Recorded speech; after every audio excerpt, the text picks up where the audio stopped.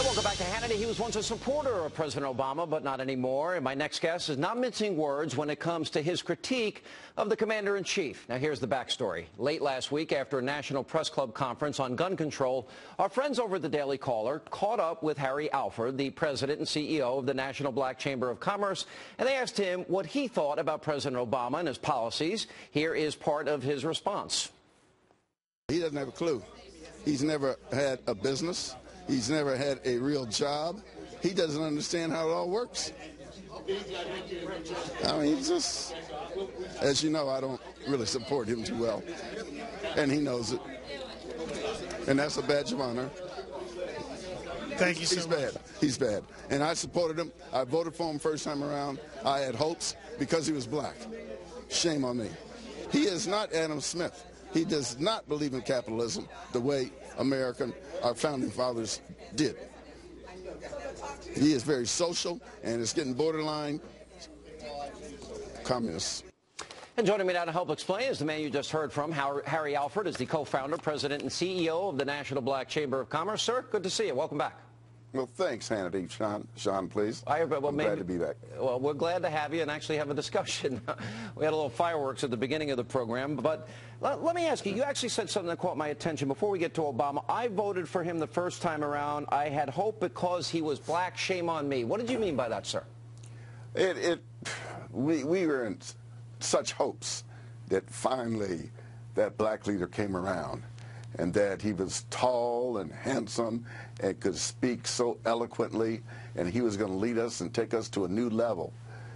We're kind of blinded by that, we being the African-American community, basically, and many others, Hispanics and others. It didn't turn out that way. You know, it's like the old Roberta Flack song, "Killing Me Softly."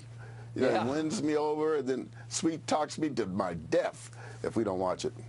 I like the song, but I don't like the way this has turned out. The president's been scaring people a lot, demagoguing about the economy. Here's my fear. We've got 50 million Americans on food stamps. We got 1 in 6 Americans in poverty. We've got $6 trillion in new Obama debt. Now the economy is contracting. What has he done wrong? Because he said he would fix all this. He hasn't done anything to fix it. He's been ignoring it. He's spending, spending, spending. That's the problem, spending. He wants to tax, tax, tax. Yet the irony of it is, he dogs successful people. He says they're bad, rich is evil, but yet he's courting on his knees the rich to come and give him some money so that he could use it for whatever reason. I don't know. He's termed out. I don't know what he's planning for us. When you look at demographics, and I know probably we spend too much time in this country breaking things down demographically, we're all Americans, but you look at the African-American community voted for him 95+%. Huge numbers. When you look and break down demographics, it's the young people in this country that voted for him in a majority of numbers, African-Americans, minorities that seem to be hurt the most by his policies. Absolutely. Why then would they vote for him? And they even know it. Ben Jealous, the NAACP, admitted it on Meet the Press. We all know this misery, but it's something like, well, we got a bad guy in the family, but we're going to protect him because he's family. We got to wake up, slap ourselves and wake up. This is America, and everybody's involved in this. And if our children are hurting, it's our responsibility to find someone who understands that pain, feels it like Bill Clinton would say. This guy doesn't feel it. You said, go ahead, sir. Finish your thought. In fact, he issues a lot of that pain with a smile. Yeah. He said he's not Adam Smith. He doesn't believe in capitalism the way our founders did. And he's very social and becoming borderline communist. I said it. You know, to my advisors, including my wife, I should never say that, but... Why? Why do you believe it?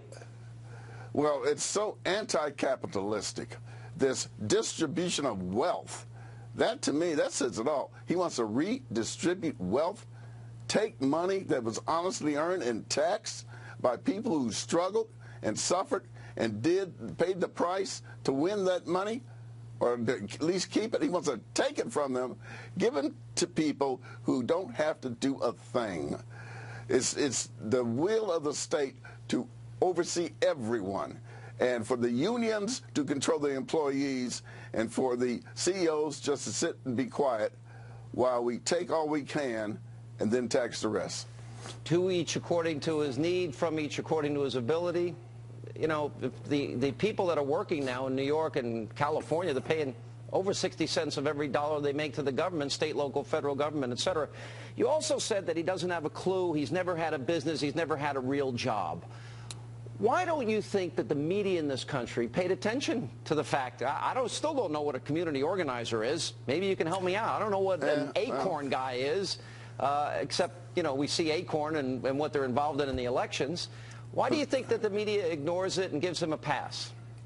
I think they're in on it for some reason. I can't figure out our media. I used to have faith in all the media that they would print the news, print the truth. But it looks like we're having in a couple of entities, it resembles old Pravda, the Soviet Union, doesn't it?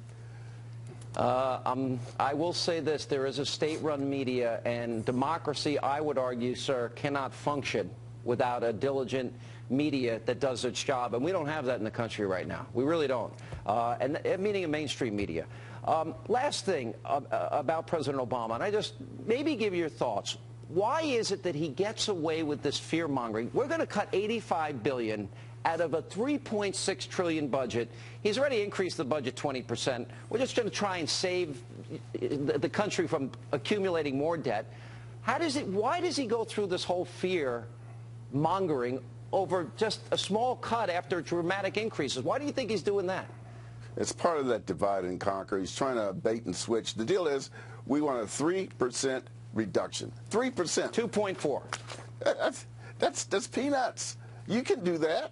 That's so simple. When I was in corporate America, the boss says we're going to have to decrease the budget 2.4%. We'd all start dancing. All right, sir. Good to see you. Thank you for being with us. Thank you.